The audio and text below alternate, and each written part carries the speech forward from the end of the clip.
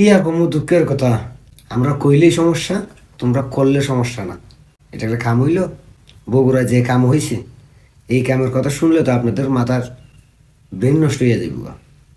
ঘটনা হচ্ছে জাতীয় নাগরিক পার্টি, লুটপাট পার্টি আর কি, যেটাকে আমি বলি নব্বরা জাগার পার্টি।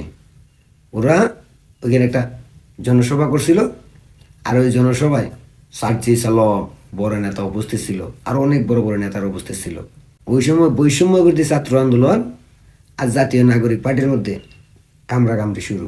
বৈষম্য বিরোধী ছাত্র আন্দোলনের একটা গ্রুপ সার্জিসের বিরুদ্ধে মিছিল দেয়, আর ওই মিছিলকে কেন্দ্র করে দুই দলের মধ্যে লাগছে কামড়াকামড়ি। একজন আরেকজনটা ধরে ইচ্ছা মতো ফিটাইছে, প্রচুর ফিটাফিটি হয়েছে।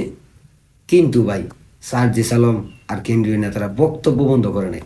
এদের বক্তব্য চলতেই ছিল। সবাই 1-1.5 মিনিট করে বক্তব্য দিছে। আর আমাদের বড় নেতা, মানে সাবেক ছাত্রলীগ নেতা সার্জি সালম 4 মিনিটে বক্তব্য দিছে, দিয়ে কোনো রকমে জান নিয়া পলাইয়া গেছে। কারণ পরিস্থিতি এমনই হয়েছে, সামান্যর জন্য মির্জাফর সার্জি সালম বাইচা গেছে গা। এই যে আমি কথাগুলো কইতাছি, এরা করছে, আমি কইতাছি। কিন্তু কিছু মানুষ আইসে আমারে কইব আওয়ামী লীগের দালাল, ফেসিস্টের দালাল। ভাই আমি যদি ফেসিস্টের দালাল হইয়া থাকি তাও তো সত্যি কথাগুলো বলি, কিন্তু তোমরা সত্যি কথাগুলো বলো না। আর সত্যি কথা বললে আবার তোমাদের জ্বলে। বা এরা এসে সংস্কার করে দেশ উন্নয়ন করতে, নিজেরা খামড়াখামড়ি করিয়া দেশ উন্নয়ন করতে পারবো?